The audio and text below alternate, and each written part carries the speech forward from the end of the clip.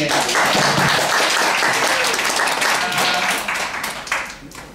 Professor Mclntyre, he is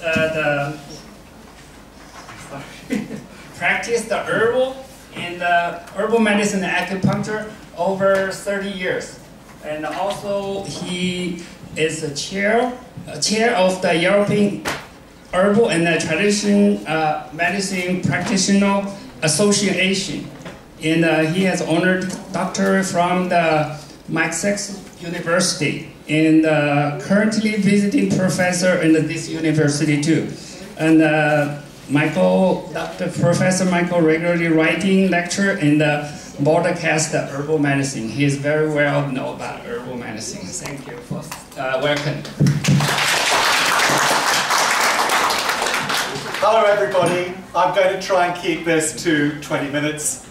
It's a huge subject. But let's start with a bit of research, since we've just been talking about research. Okay, I want everybody to be honest. Is there anybody in this room who has, in their lifetime, never taken an antibiotic? Okay, not one single person. Okay, let me ask another question. In the last 12 months, how many people, you can be honest, nobody's going to write your name down. It's not giving in, it's not some type of betrayal of traditional Chinese medicine. How many people in the last 12 months have taken an antibiotic at least once? Okay, there's a very small number of people taking antibiotics actually. Take or not? Taken antibiotics. 12 months. So very few people actually, which says a lot about Chinese medicine and Chinese medicine training. That's a very interesting, because I think that if you asked the general population, if you went downstairs to the dining room and found about 70 or 80 people, which is roughly what you've got here, and you asked the second question, you'd find that pretty well everybody, nearly everybody, had taken an antibiotic in the last year. Okay, so here's a scenario. In the next 10 years, and perhaps even sooner, there won't be any antibiotics. None. And if you think that I'm making this up, let's see who says that.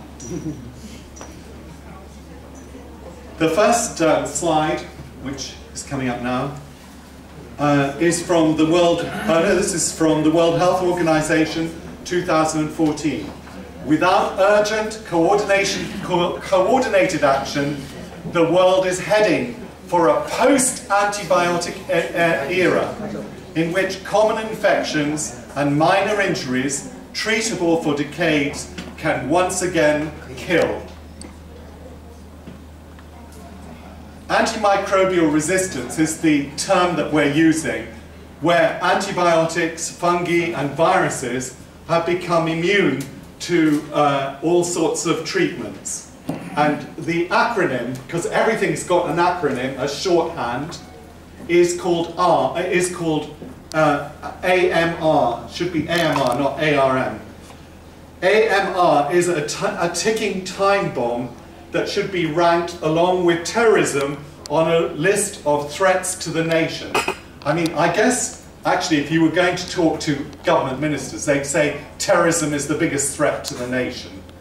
And maybe it is and maybe it isn't, but actually here's the Professor Dame Sally Davis, Chief Medical Officer of England, saying that actually this rates a higher threat. So when you go into government buildings and you see threat level, you know, and right now we're on a very high threat level for terrorism in the UK. Don't come on holiday to the UK, because the threat level is terribly high. It's as high as it is in Tunisia, actually. That's the truth. But at even higher level is the threat to antibiotics. They're not going to exist very soon. So no new antibiotics. We haven't had any new antibiotics since the late 1980s. And there are very few antibiotics currently being developed by pharmaceutical companies. Why is this? Well, antibiotics just don't make money for the pharmaceutical companies. They're only used for a week or two, and they have a limited lifespan because bacteria develop resistance. So actually, the pharmaceutical companies aren't very interested in developing antibiotics. Much better to develop Viagra or antidepressants. I think if you take Viagra, it'll probably make you depressed, actually. Or at least it will make your wife depressed. So I think really the whole thing is a great shame because the pharmaceutical community are not actually measuring up. They're not making new antibiotics. So pharmaceutical companies are failing to market new antibiotics because the manufacture of antibiotics is not profitable. This is a list from WHO in 2014, 7 bacteria responsible for common serious diseases, all of which have become now recently resistant to treatment. So E. coli, causing bloodstream infections, urinary tract infections, and foodborne infections. And I won't read the rest up, but another one is MRSA, we've all heard of that, methicillin-resistant Staphylococcus aureus, resistant skin infections, wound infections, bloodstream infections, sepsis, etc. Streptococcus pneumoniae is another really nasty bacteria which has recently started to become resistant to all forms of antibiotic. Salmonella, well, we keep reading about food poisoning outbreaks causing diarrhea. And then Shigella species, also causing diarrhea and dysentery. And also the bacterium that causes gonorrhea is becoming resistant to treatment. So antibiotics overuse, according to NICE, you know NICE is the National Institute for Clinical Excellence in the UK, it is considered by NICE that by 2050, 10 million people a year in the UK could be dying from resistant diseases. In other words, diseases that up until recently you could just pop an antibiotic and you'd be okay. So antimicrobial resistance, excuse me again, that should read AMR. I changed it on mine, but I forgot to do it when I sent it in. AMR leads to increased disease and death. And that's the same statistic. This is actually from a BBC report. So an extra 10 million people a year worldwide will be killed more than currently die from cancer by 2050. That's quite a thought. Unless action is taken. The young and the old are most at risk of resistant infections due to their lowered immunity, making them more susceptible to infection. Sepsis is already a common cause of death in the UK, with over 37,000 deaths a year. More people currently die from sepsis than lung cancer and bowel cancer. And many of these sepsis deaths are due already to untreatable antibiotic-resistant infections. So how does antimicrobial resistance come about? Well, when I was at school, I learned for every action there is an equal and opposite reaction. I think that's something that was originally said by Isaac Newton, the famous scientist. So the first reaction is through natural selection. Microbes carrying resistance genes survive attack by an antimicrobial agent, replicate, and quickly become dominant. So, for example, if somebody doesn't take the antibiotic for long enough, or the antibiotic's not quite right for the disease, and it doesn't kill all the bacteria, the ones that survive are generally able to breed, and then they become the dominant type of bacteria of that genus. The more antibiotics are used, the less effective they become. Second idea is mutation. Most microbes reproduce at an incredible rate, dividing every few hours, allowing rapid adaptation to any environmental conditions they meet. During reproduction, random mutations occur. And some of these random mutations will lead to the breeding of microbes that can survive the antibiotic attack. So that's another way that you get antimicrobial resistance. Horizontal gene transfer. What a funny phrase. Horizontal gene transfer. Microbes can transfer genes to one another, including genes that make the microbes resistant. It's almost as if they're intelligent beings.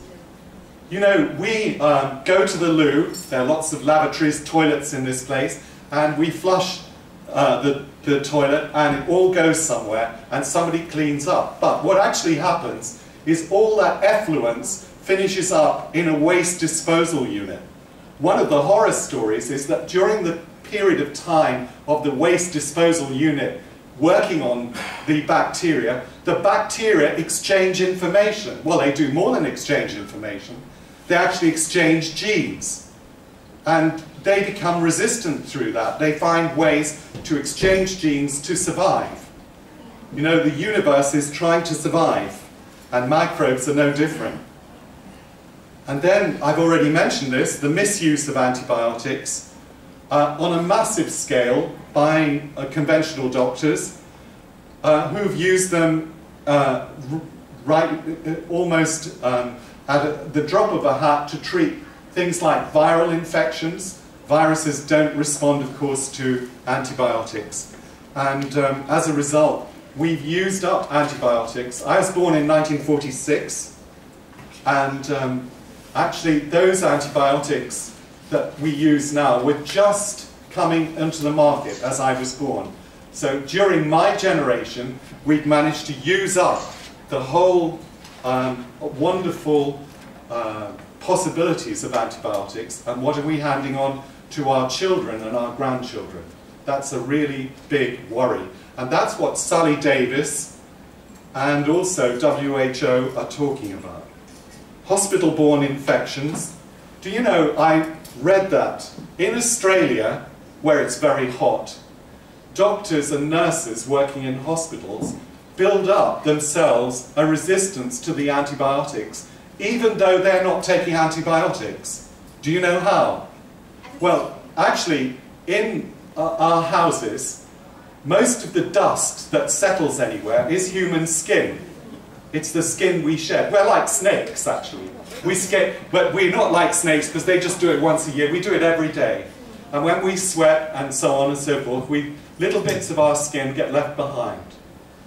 And what happens is that in a hospital, hospitals are too hot, people are ill, they're nearly all on antibiotics, they sweat, and their skin comes off and it floats in the air, and people working in the hospitals breathe it in every day. And believe it or not, if you work in a hospital for 20 or 30 years, you're getting a sizable antibiotic dose just by breathing in the skin of all the patients taking the antibiotics.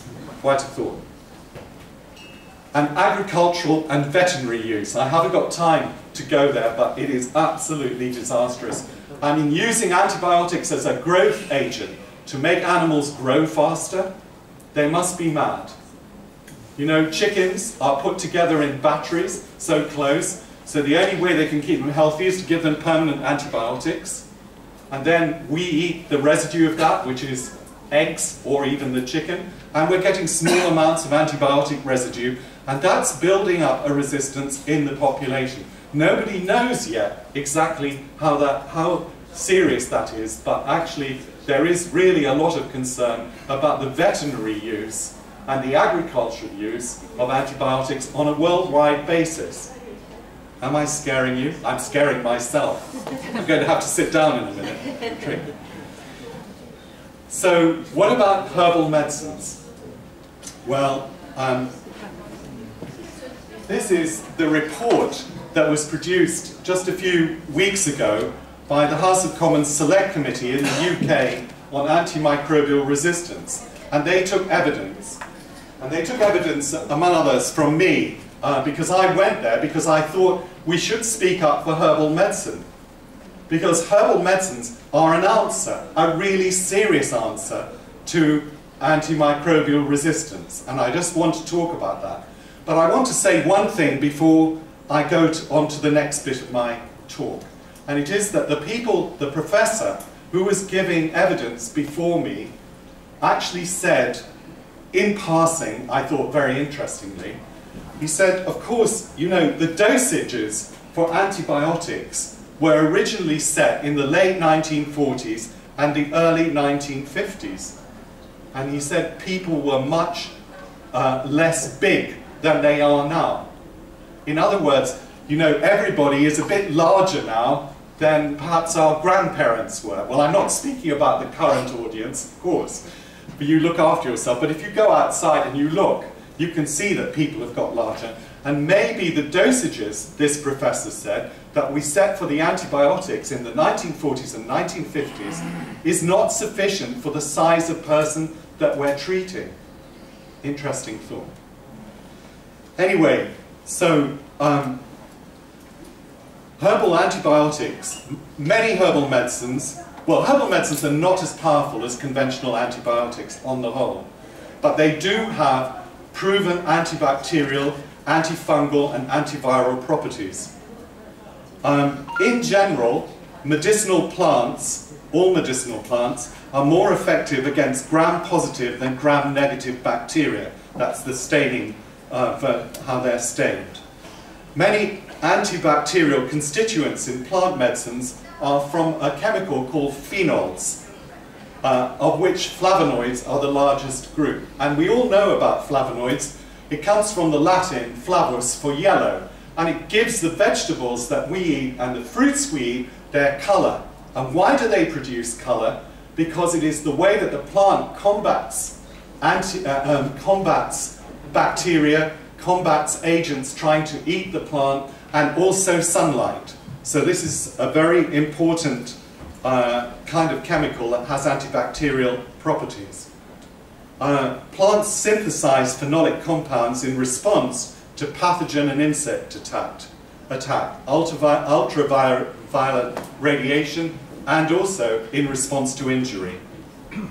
In addition, non-phenolic constituents of plants, such as essential oils from several plants, such as garlic, daswan, cinnamon, say rogueway, are effective against both gram-positive and gram-negative bacteria. One of the fascinating things about herbal medicines is they've been around for thousands of years, but they still remain antibiotic. Yet antibiotics have only been around for around 70 years, and they're losing their efficacy. How do you explain that?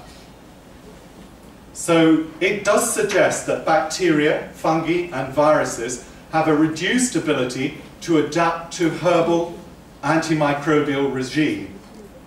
This is likely to be due to the fact that one herb alone consists of an orchestra of chemicals, not a single chemical like an antibiotic, which is much more difficult for a microbe to cope with.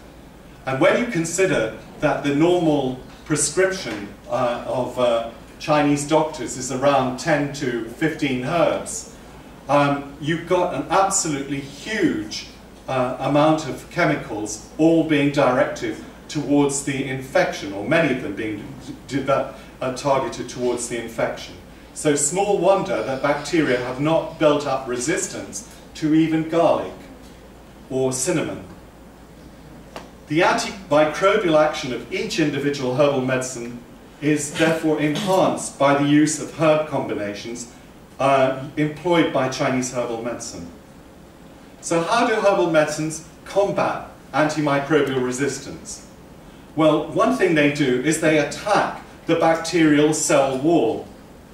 So, for example, carvacrol, which is a phenol in the essential oil of cinnamon, such as Xilan rogueway and oregano tushanru, breaks through the defensive membrane of bacteria and enables antibiotics to penetrate and destroy gram-negative bacteria.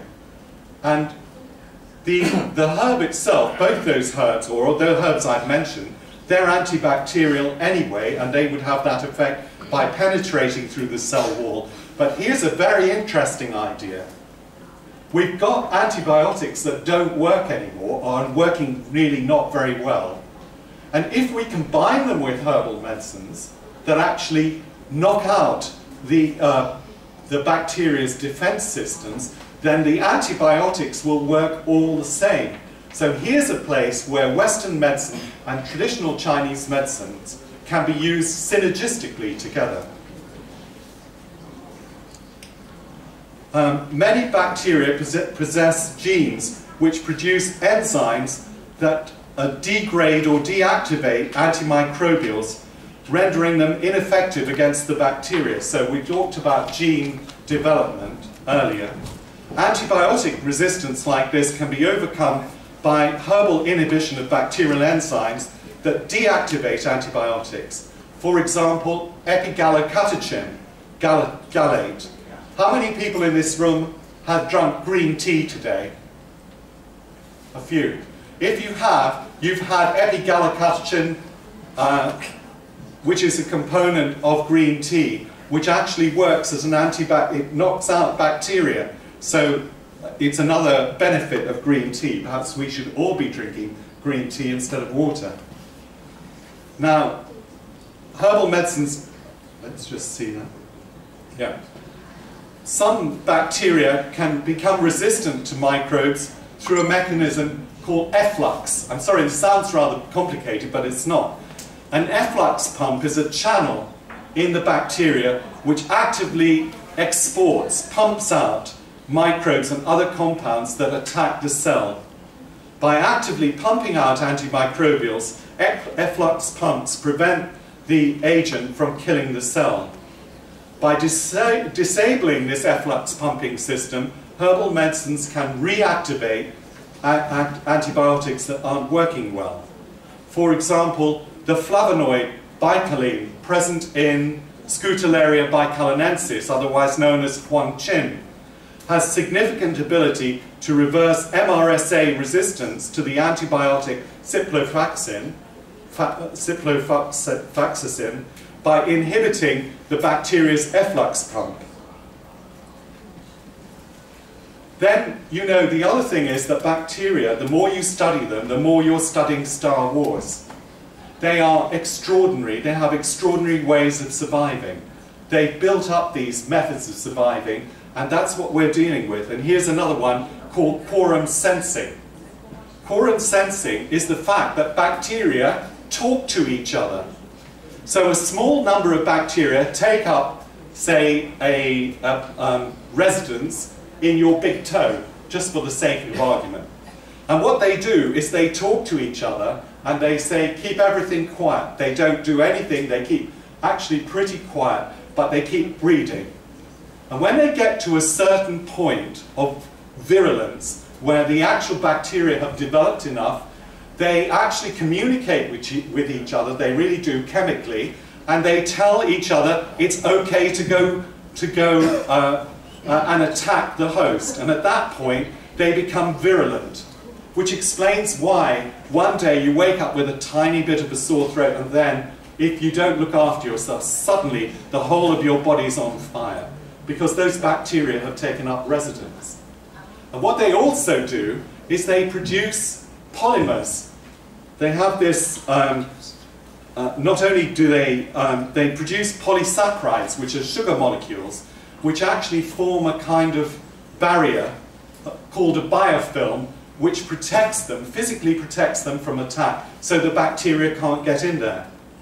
So biofilm formation is actually the production of a protective matrix around the colony of bacteria, made of polymers. As well as occurring within a single bacteria species, quorum sensing can be used between different sorts of bacteria. So it's not just one sort of bacteria that talks to another. Bacteria can talk to each other of all different types and let each other know how safe it is to become virulent, how safe it is to let their presence be known to the immune system. It is like Star Wars. So this environmental signaling is a very important way that we can actually inhibit bacteria. Many herbs and spices are shown to inhibit quorum sensing, such as da huang, the big yellow. That's what it means in Chinese, doesn't it? Da huang. It's because it's a big yellow root, it's rhubarb. Andrographis, Chuan Xin Lian, Jerdza, gardenia, and many other herbs as well, just a few mentioned here. Chinese herbal medicines have the capacity to combat microbes and spare the use of antibiotics. So we've got lots of doctors practicing medicine, and their patients are coming in saying they've got a sore throat, and they don't really want to give them an antibiotic, but what could they give them? Well, they could be giving them Chinese herbal medicine. We could be part of the health service to help deal with these minor, so-called minor illnesses. It would really work. It would spare the use of antibiotics for really serious problems. And there are a number of examples there that can do that. And then TCM has an altogether another way of looking at things. It supports the immune system as well as killing bacteria. Conventional medicine doesn't really do that. So TCM supports the Zheng Qi rather than merely attacking external pathogens. It places great importance in eliminating rather than just exterminating pathogenic factors by diaphoresis, diuresis, defecation, breathing and meditation. It harmonizes the yin and the wei to ensure strong immune system, and it advises on a healthy individual diet and lifestyle to support the Zheng Qi. I'm finished. Yeah, I'm finished. So, the advantages of Chinese herbal medicine is it's not directed at a specific microbe, but at mobilizing and stimulating the self-regulating capacity of the person. Greater resilience means swift and sustained recovery from infections, reduced susceptibility to future infections, and the lower use of antibiotics. I believe that Chinese herbal medicine has a vital role for the future, for the safeguarding of our children and their children, and the future of all our people. And I believe that we should be doing as much research as possible to demonstrate that this is the case, so that we can be part of the solution, because we've got one hell of a problem when it comes to the loss of antibiotics. Thank you very much.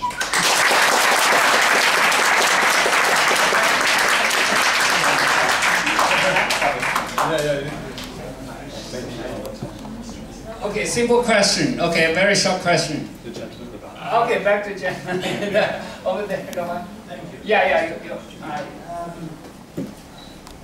I'm a student of the Shunan College, so I'm quite new about Chinese medicine. But it's 20 years I have experience.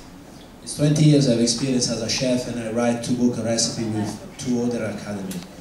And I think, obviously, we are what we eat, and it's really interesting. I've started studying Chinese medicine because I want to learn more about their culture, but specifically about... Well, excuse me, what's your question? What's the question? The question is this one. Do you think how can be important what you eat during a treatment? Because I want to give you I want to do a question for you. You mentioned the green tea, right? But how many person around this room they've had also milk, or maybe they have eaten a biscuit or a piece of cake which contain butter? Okay, and, but I think the answer is very simple.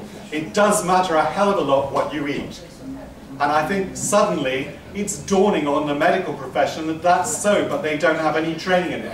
And they don't know anything about the qi of food or the taste of foods. They don't understand that. That's part of Chinese medicine. It's a very important part. Yeah, I think this is another way where Western medicine and traditional Chinese medicine, they need to find a way to make a little wedding, because research keep going forward and forward, and discover new things that just the last 5 years of study can recognize a synergy between food and herbs, or antagonism, like the casein and the polyphenol contained in chocolate or maybe in green tea.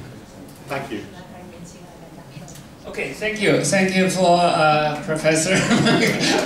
Okay.